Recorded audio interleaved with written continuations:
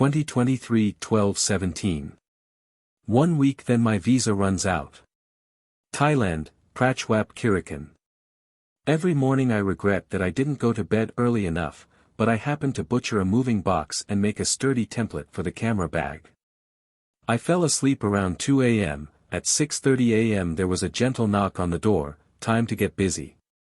More tired than in a long time, shorts on and into the kitchen to wish brother a good morning and review the needs of the day. Shopping, laundry, etc. While the coffee machine grinds the beans and heats the water, I sort out the rest to enjoy perhaps a hot cup of coffee. I am anything but awake and I can explain the fact that my body feels strange due to the training, but it feels like a Monday. It kind of doesn't play my tune and the explanation doesn't let itself be delayed, as soon as I walk past the mirror. Neither of us have thought of it before, but we laugh quietly in our shared morning weariness. I so deserve the next comment.